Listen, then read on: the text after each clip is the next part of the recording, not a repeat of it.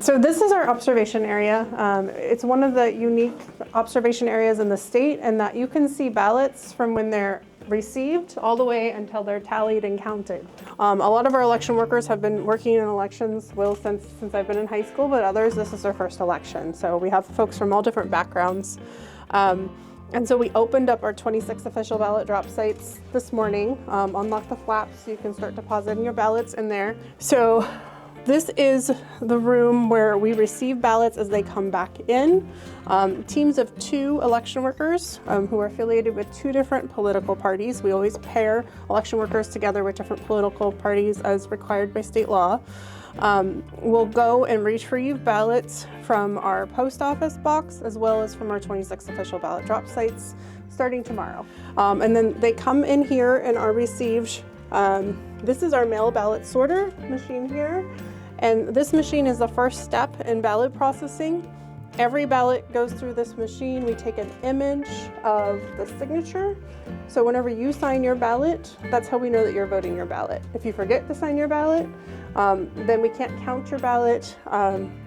We have to let you know so that you can update your information. If your signature doesn't match, then we also let you know and your ballot's challenged, and we can't move it forward until that's been cured.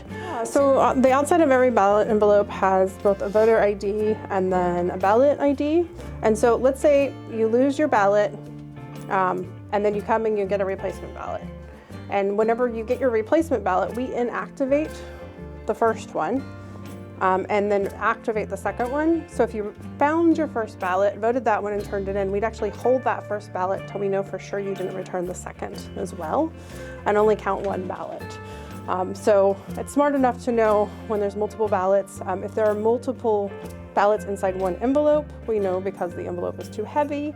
And then when we go to open them, if there's multiple ballots inside an envelope, then we can't count either, which occasionally happens. Sometimes people who live in the same household was like, I lost my envelope, we'll just put them in together.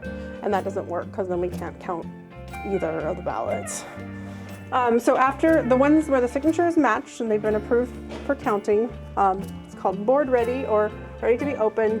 This room in the back, we actually have the camera hooked up whenever we're using it, but there's a machine against the wall that actually opens the envelopes. And what I mean by open, it just mills the top of the envelope, like the very tippy top of it, so that the ballots can be removed from the envelopes. That's all that happens in that room. And then they're ready for our opening boards. This section here is our opening boards.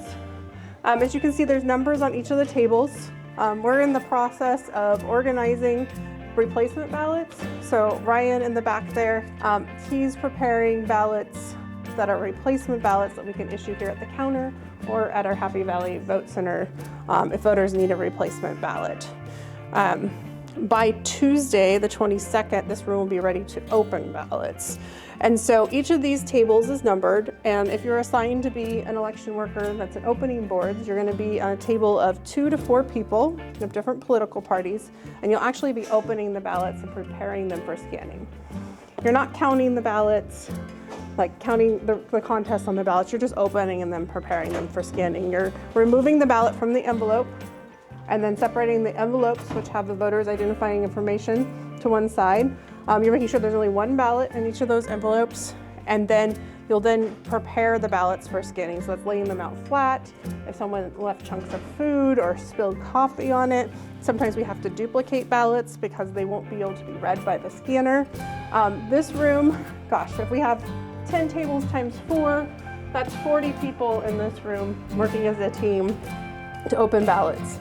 And the opening board workers stay seated at the table. We have folks that are runners that will go to give new batches of ballots when they're ready to be opened. And then if you want to come with me, ballots that are ready to be scanned are in the carts along this wall, and then the envelopes are then stored. And then this is our tally room, which is where we do the actual ballot scanning. So once the ballots have been prepared for scanning, anything that needs to be duplicated has been set aside. So we have 6 scanners, and so we have election workers that work at each of the scanners, and they actually scan the ballots in, and this is where an image is taken of the ballots themselves. Then our tally system reads the ballots. Then this room actually has no internet access. It's not networked. Everything is done in a closed system. So when we post election results on election night, that's the first time we also have any idea about who might be winning or who might be losing.